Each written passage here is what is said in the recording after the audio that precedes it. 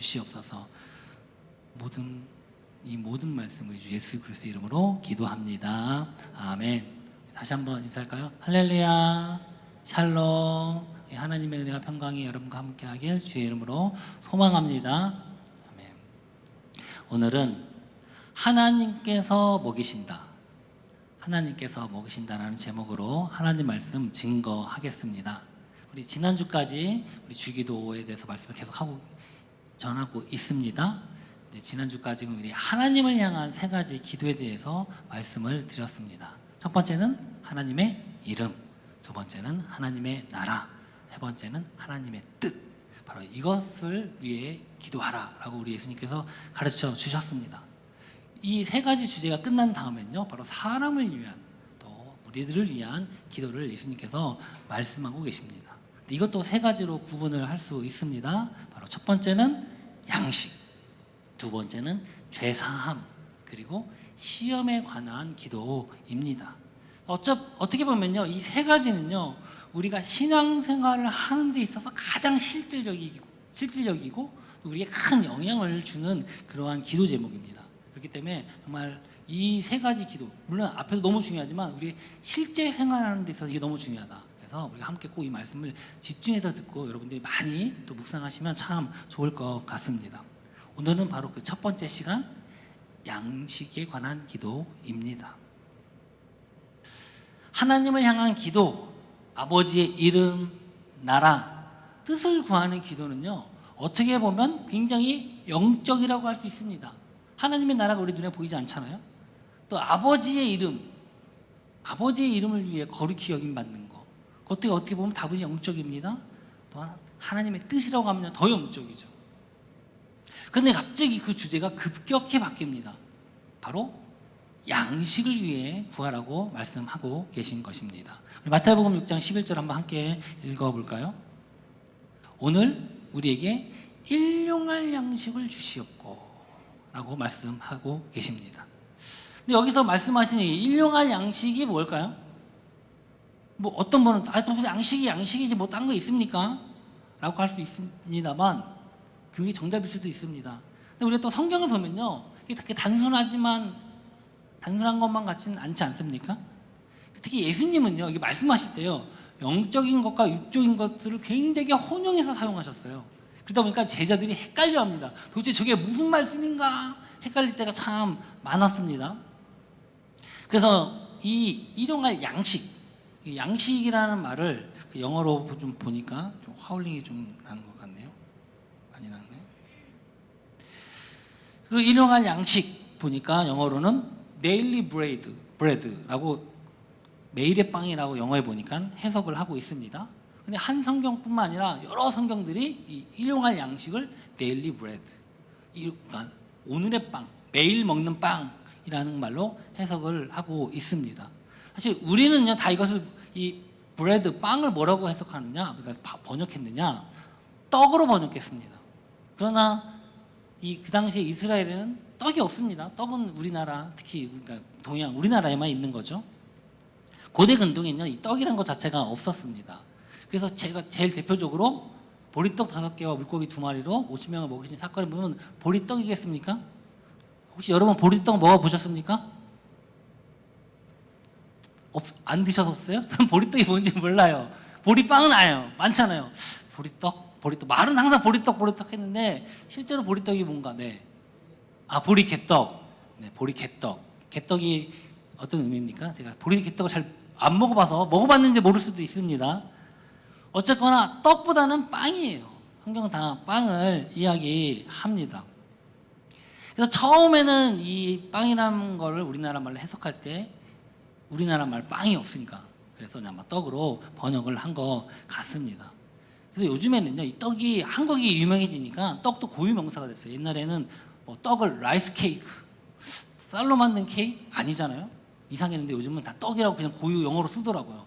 우리나라 위상이 참 좋아졌다, 그런 생각이 됩니다만 성경에서 이야기하는 떡은 다 빵이라고 생각하면 됩니다. 그래서 요즘 만약에 번역한다면 빵으로 해도 될 것 같은데 여전히 이제 성경은 지금 떡이라고 기록을 하고 있습니다. 그래서 다 그냥 빵이라고 생각하시면 됩니다. 그래서 우리가 성찬식 할 때도 성경에 보면 떡을 뗀다라고 이야기합니다. 이건요, 빵을 나누는 것입니다. 그래서 가끔 보면요, 그래서 어떤 교회는요 실제로 떡으로 성찬식을 하는 교회도 있다고 합니다. 물론 잘못된 거라고 볼 수 없습니다만 간혹가다 이거를 또 맞다고 주장하는 사람이 있어요. 성경이 왜 떡으로 하는데 왜 성찬식 할 때 빵으로 합니까? 원래는 빵으로 하는 게 맞는 겁니다. 그래서 그런 것들 그렇게 주장하는 사람들이 가끔 있다면 그는 신천지와 같이 한글 성경만 보는 사람들이에요. 그런 것들은 그냥 걸으시면 될 것 같습니다. 그러면 성경에서 말씀하는 양식이 무엇이냐? 여러 가지가 있는데요. 첫 번째는요, 하나님의 말씀입니다. 영적인 거죠. 예수님께서 돌이 이 떡이 되게 하라, 빵이겠죠. 빵이 되게 하라고 사탄이 유혹했을 때 예수님은 다음과 같이 말씀하셨습니다. 우리 마태복음 4장 4절인데요. 함께 읽으시겠습니다. 예수께서 대답하여 이르시되 기록되었으되 사람이 떡으로만 살 것이 아니요 하나님의 입으로부터 나오는 모든 말씀으로 살 것이니라 하였느니라 하시니. 그러니까 이 말씀은요, 육신의 빵만 있는 것이 아니라 영의 빵이 있다. 바로 그것은 하나님의 말씀이다라고 예수님께서 대답을 하신 것입니다. 육신의 빵은요, 우리의 몸을 움직이게 하고 우리를 살게 합니다. 그러나 영은 살게 하지 못한다는 겁니다. 그렇기 때문에 우리의 영이 살기 위해서는 바로 우리 영의 양식인 하나님의 말씀, 그것을 먹어야 한다라고 예수님이 대답을 하신 것입니다. 그래서 우리가 항상 매일 무엇을 하는 겁니까? 말씀 묵상하는 겁니다. 큐티하는 겁니다. 뭐 성경 공부도 이에 해당하고요. 우리가 말씀을 듣는 이런 주일날 나와서 말씀을 듣는 설교도 이에 해당하는 것입니다. 우리 사랑하는 성도 여러분 매일 식사는 잘 하시죠? 매일 영의 양식은 잘 하고 계십니까? 네. 육신의 몸은 좀 다이어트가 필요할지라도 영은 다이어트 할 필요가 없습니다. 여러분 더 많이 드시고 영적으로 충만해지길 주의 이름으로 소망합니다. 두 번째는요, 성경에서 말씀하시는 이 양식이 또 하나가 있는데요, 바로 예수님의 몸, 예수 그리스도의 은혜인 것입니다. 예수님은요, 예수님 그 당신의 몸을 가리켜서 뭐라고 말씀하셨냐? 바로 떡이다, 빵이다, 양식이다 라고 말씀을 하셨습니다. 요한복음 48장 6장 48절 한번 읽어볼까요? 내가 곧 생명의 떡이니라. 51절도 나는 하늘에서 내려온 살아있는 떡이니 사람이 이 떡을 먹으면 영생하리라. 내가 줄 떡은 곧 세상의 생명을 위한 내 살이니라 하시니라. 네, 하나 더 할까요? 53절 예수께서 이르시되 내가 진실로 진실로 너희에게 이르노니 인자의 살을 먹지 아니하고 인자의 피를 마시지 아니하면 너희 속에 생명이 없느니라. 아멘. 참 이 말씀이 참 어렵습니다. 여러분 이 말씀은 영적인 것입니까? 육적인 것입니까? 육적이라면 진짜 예수님 살을 먹어야 되는 거예요. 피를 마셔야 되는 거예요. 그럼 우리가 식인종입니까? 처음에 제자들 이 말씀 듣고도 이게 무슨 말인가 이해하지 못했습니다. 그러나 이건요 영적인 거예요. 제자들이 참 이 말씀 듣고 헷갈려 했습니다. 그러므로 유대인들이 서로 다투었다. 야 도대체 이게 무슨 말이냐, 이거 자기 살을 우리 보고 뭐 먹으라고 줄 거냐, 이렇게 헷갈렸다는 것입니다. 그래서 이 로마 카톨릭은요 성찬식을 매우 중요하게 생각을 했습니다. 왜냐하면 성찬식에서 먹는 그 빵은요 진짜 우리가 먹는 그냥 빵이 아니라 진짜 예수님의 몸이라고 생각했기 때문에 그렇습니다. 그래서 이걸 뭐라고 얘기하냐? 화채설이라고 이야기를 합니다. 그러니까 빵을 우리가 먹는 순간에 그 빵 자체가 진짜 예수님의 몸과 또 포도주를 마시는 순간 진짜 예수님의 피가 된다는 겁니다. 그래서 그 예수님의 몸과 피를 먹는 우리가 어떻게 되느냐? 우리 몸도 점점 예수님의 몸처럼 예수님의 그 육체, 성화를 이루신 예수님의 그 몸으로 우리가 되어 간다라고 이야기를 했습니다. 그래서 그걸 또 뭐라고 해석했냐? 바로 예수 그리스도의 주입된 은혜다. 사실 우리가 예수님의 은혜로 하나님의 자녀가 되었지만 여러 가지 우리에겐요 죄된 성품이 있어요. 이 육체가 갖고 있는 그 욕망들이 있지 않습니까? 떨쳐내기가 참 쉽지 않아요. 근데 우리가 성찬식을 통해서 예수님의 몸을 먹고 예수님의 피를 먹음으로 말미암아 우리도 예수님처럼 된다는 겁니다. 실제로 보면 이렇게 변한다는 거예요. 그러니까 참 그 의미는요 너무 은혜스러워요.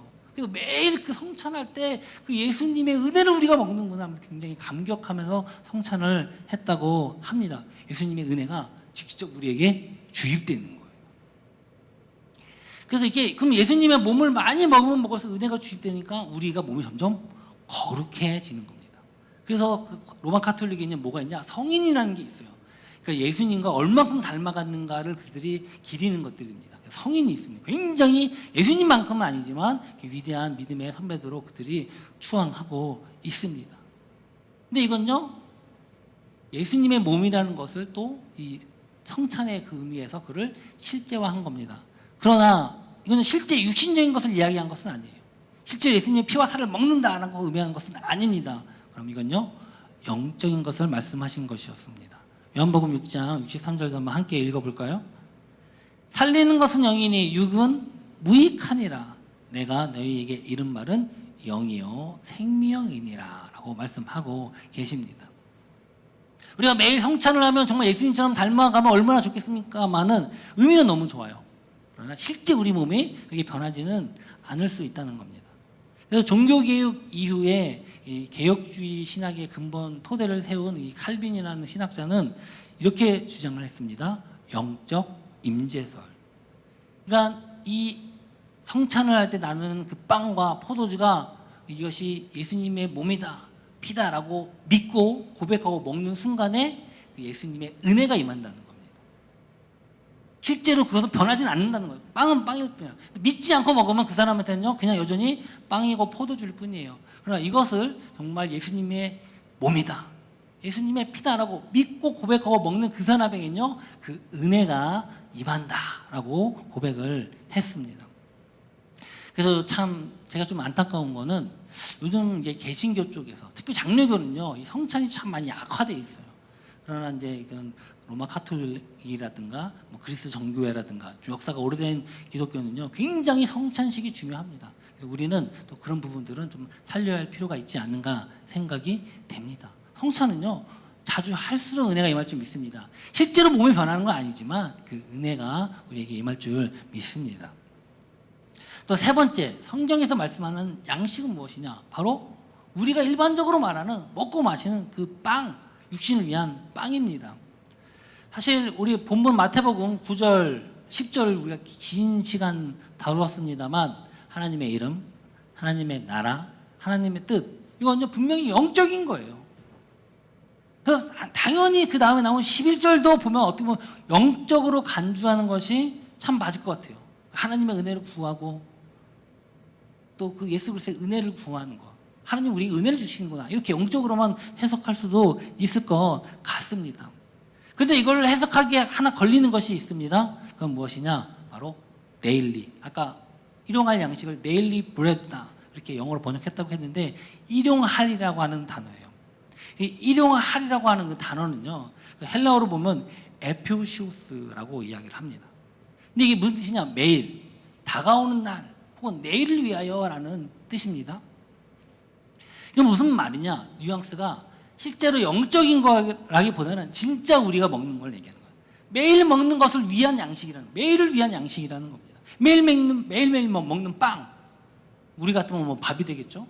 또 여기 프랑스 같은 사람은 바게트. 그 매일 먹는 그 빵을 이야기를 하는 것입니다. 사실 그래서 많은 신학적인 연구가 여기에 있었습니다. 그리고 뭐 아람어, 헬라어, 히브리어로 막 이 일용할 이 에피시 이 단어가 무엇인가, 그리고 이 주기도 외에 얼마나 이 단어가 사용되는가, 이것들을 많이 연구를 했습니다. 근데 공통된 결과는 무엇이냐? 그냥 육신적으로 먹는 빵이라는 겁니다. 그냥 매일매일 먹는 빵, 오늘의 양식, 그냥 순수 그 말 그 자체라고 하는 결론이었습니다.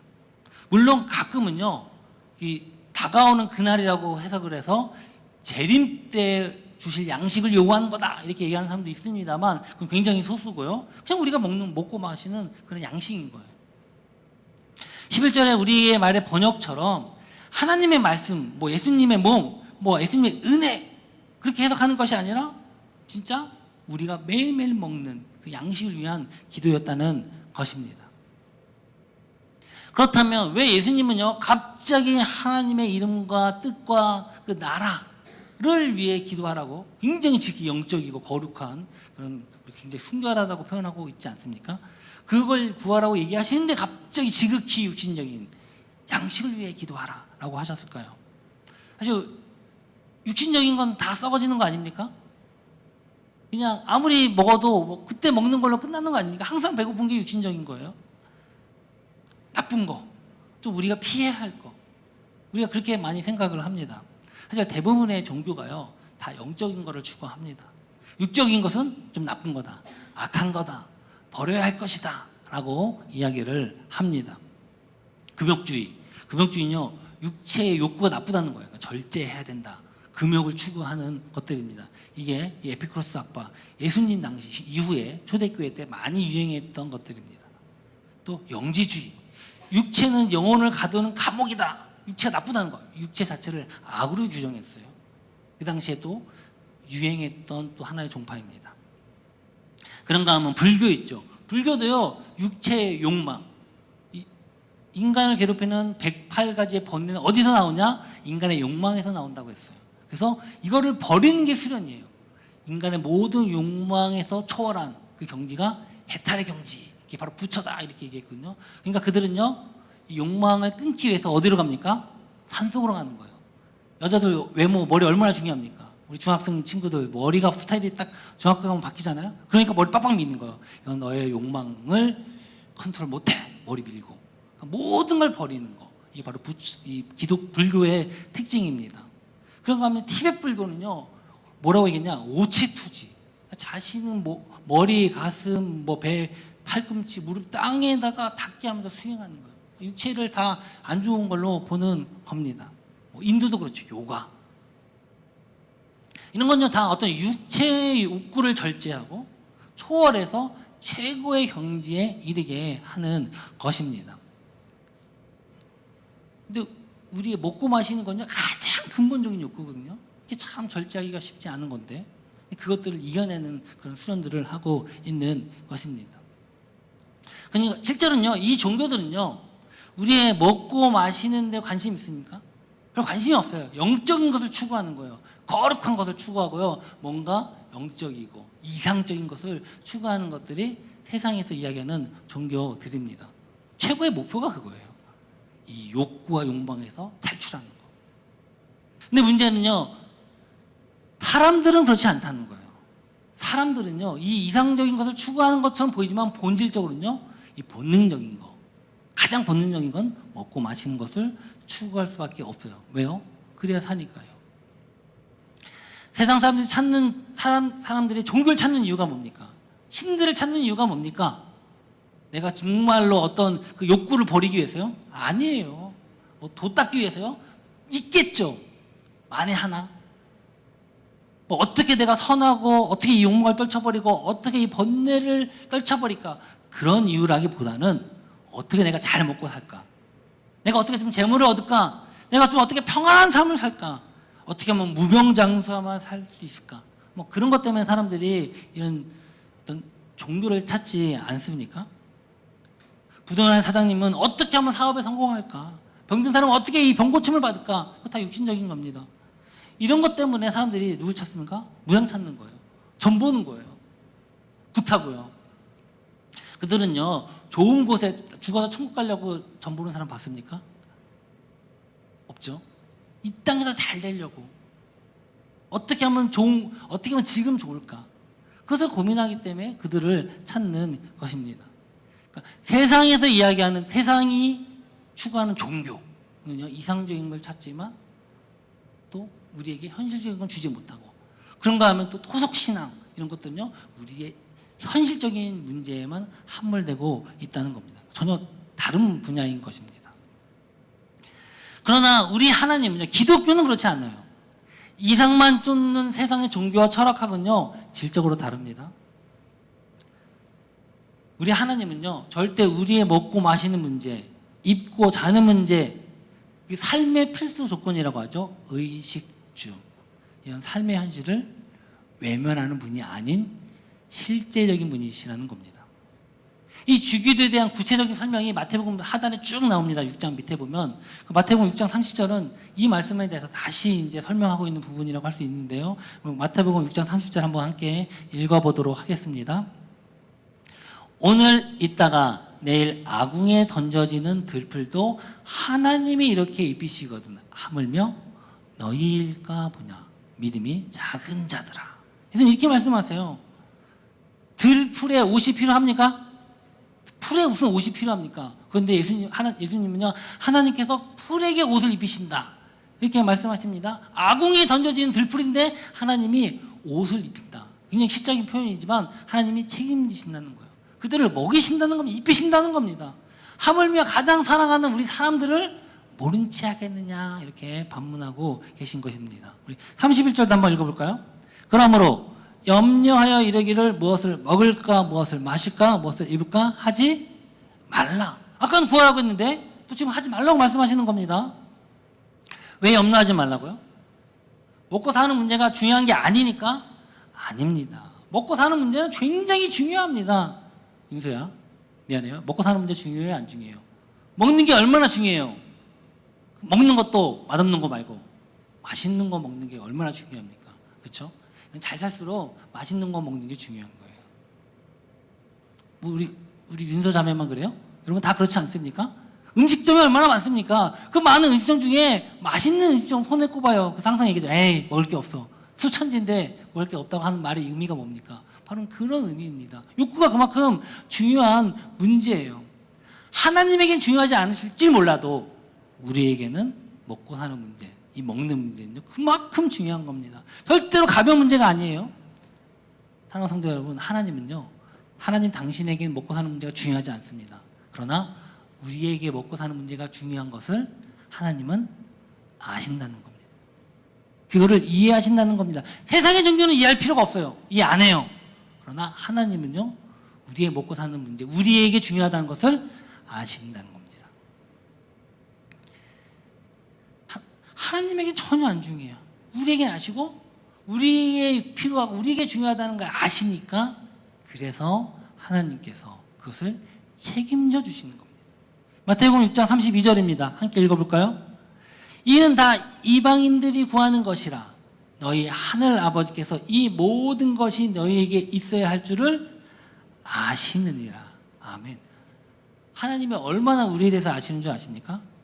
이렇게 얘기합니다. 우리의 머리털까지 세시고 다 아신다.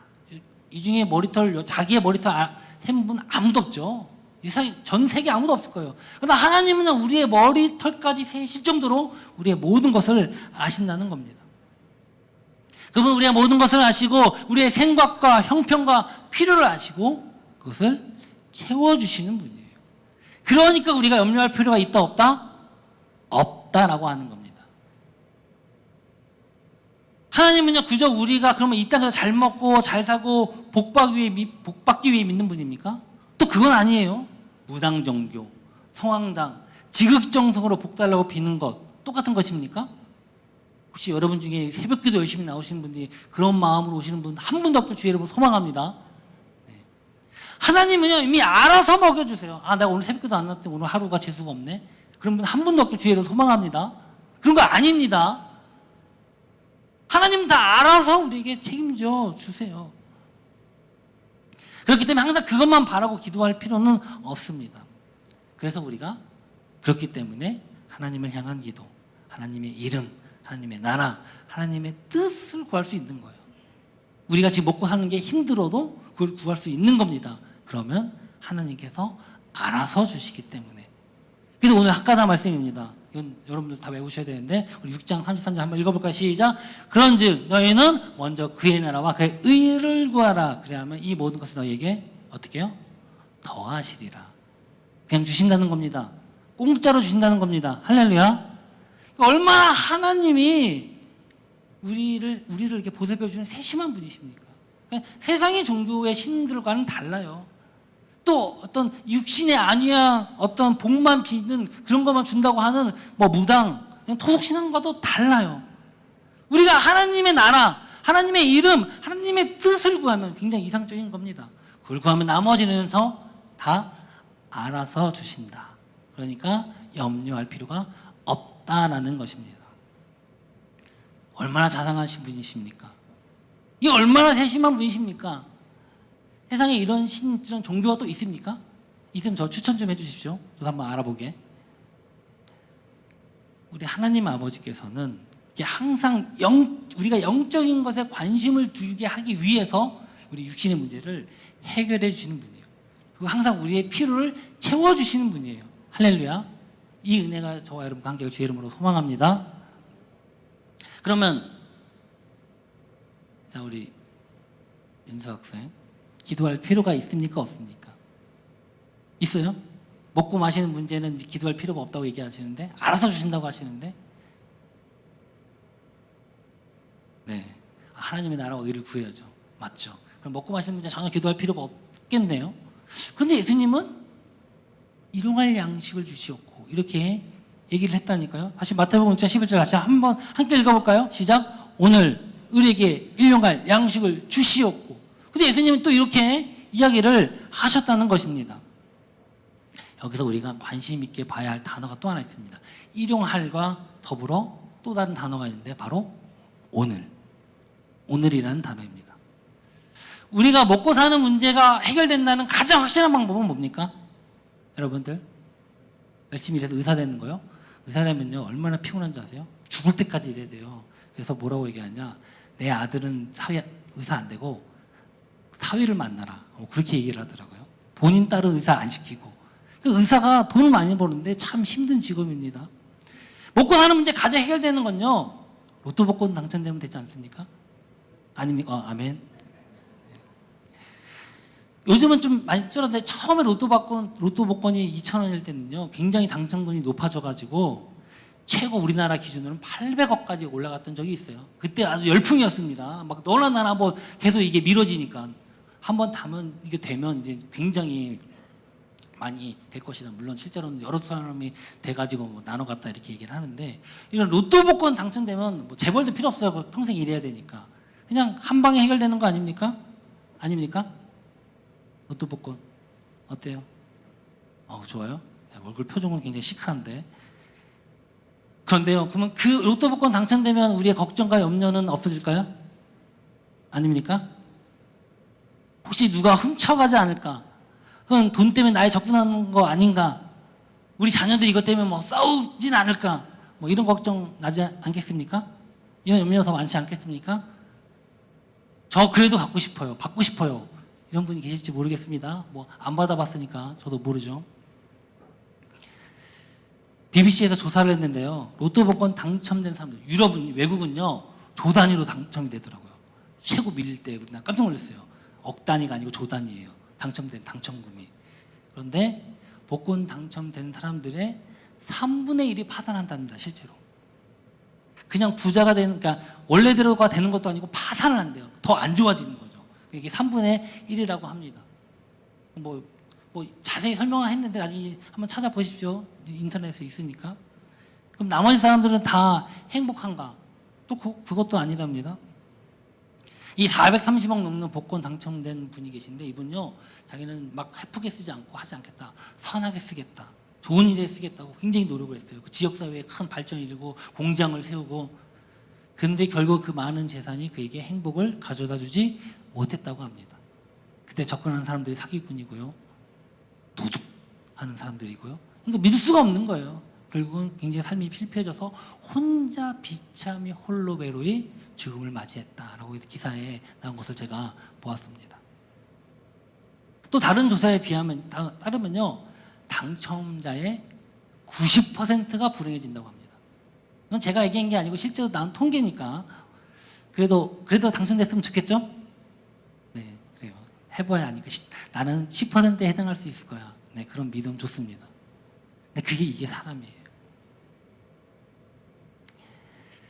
그래서 예수님은요 우리에게 뭐라고 말씀하셨냐, 우리의 모든 먹고 사는 문제 다 해결해 주십시오 라고 기도하라는 게 아니라 오늘의 일용할 양식을 주시옵고 라고 기도하라고 가르쳐주고 계신다는 것입니다. 일용할 양식이에요. 딱 오늘 하루에 필요한 일용할 양식이라는 겁니다. 평생 먹을 양식이 아니라 오늘 딱 먹을 하루치의 양식. 매일매일 매순간 하나님의 공급하심을 경험하고 하나님께 감사하고 그 은혜를 누리기 위해서 이렇게 말씀하신 것입니다. 사실 먹고 사는 문제가 온전히 해결된 사람은요 참 행복할 것 같지만 오히려 그렇지 않아요. 감사함을 잊어버리기 일쑤고요, 하나님을 잊어버리기 일쑤고요, 죄짓고 자기 멋대로 살기가 참 쉽다는 것입니다. 하나님께서는요, 우리의 필요를 채워주시는 분이지 우리의 욕심, 욕망을 채워주시는 분은 아니시라는 것입니다.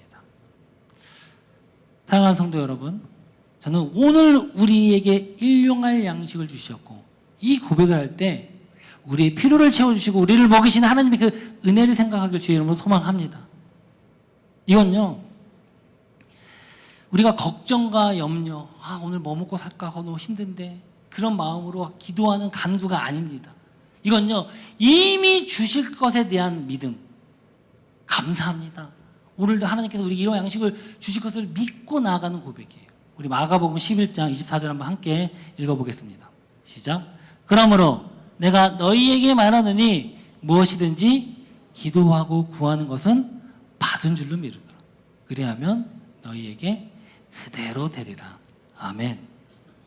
분명히 하나님께서 오늘도 우리에게 필요를 아시고 우리를 먹이시고 우리를 입히실 줄 믿습니다. 이 은혜와 복이 저와 여러분과 우리 가정 위에 충만하길 주의 이름으로 축원합니다. 우리 다 함께 일어나서 좀 결단했으면 좋겠습니다. 오늘 우리에게 일용할 양식을 주시었고, 우리 이 고백이 어떤 나의 욕망 혹은 배고픈 배를 채우기 위한 간구의 기도가 되지 않게 하시고, 이미 필요를 채우심을 믿고 고백하며 감사하는 기도가 되게 하여 주시옵소서. 우리에게 육신의 뿐만 아니라 영혼까지 먹이시고 생명을 주시는 주께 우리가 날마다 감사함으로 살게 고백하게 하여 주시옵소서. 이렇게 고백하고 결단하면서 우리 오늘 피었다 지는 그 찬양 함께 찬양하면서 우리 봉헌하도록 하겠습니다.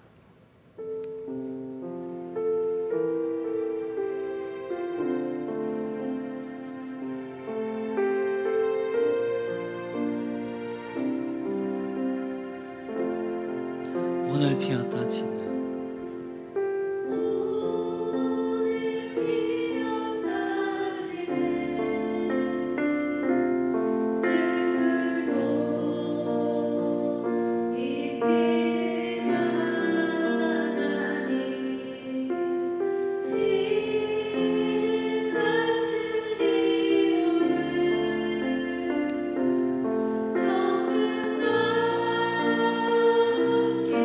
다시 한번 고백해 볼까요? 오늘 피었다 지는 오늘 피었다 지는 들풀도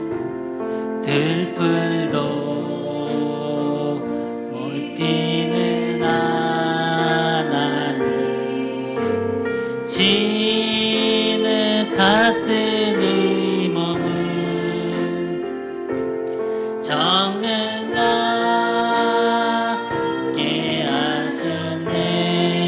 푸른 하늘을 나는 푸른 하늘을 나는 새들로 먹이는 하나님 하물며 우리야 영원히 우리 마음속 깊은 그곳에 영원히 내리신 주 소득이신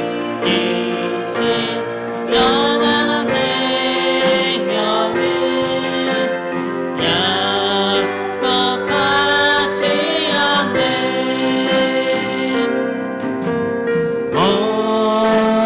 피었다 지는 들풀로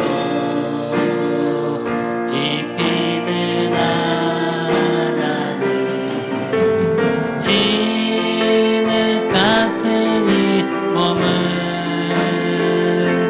정든가 하셔 우리 마음속 깊은 곳에 우리 깊은 그곳에 영원히 내리신 주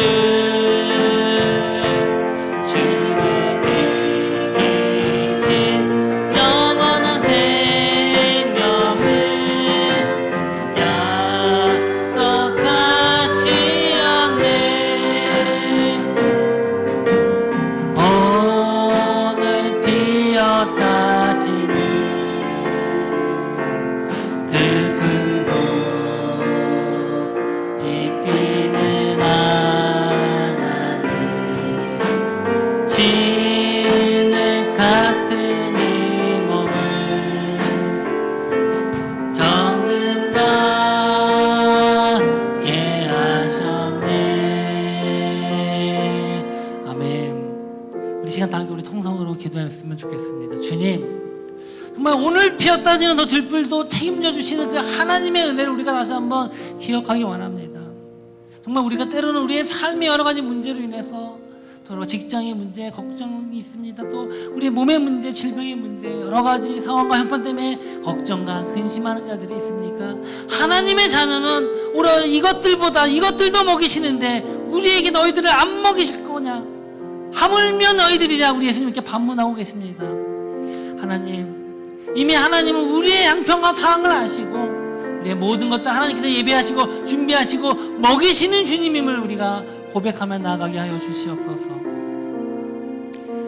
정말 오늘 우리의 일용할 양식을 주셨고 이 고백이 정말 우리의 욕망과 우리의 필요만을 강구하는 것이 아니라 이미 하나님이 채워주신 것을 감사하고 믿고 나아가는 그런 믿음의 고백이 되게 하여 주시옵소서.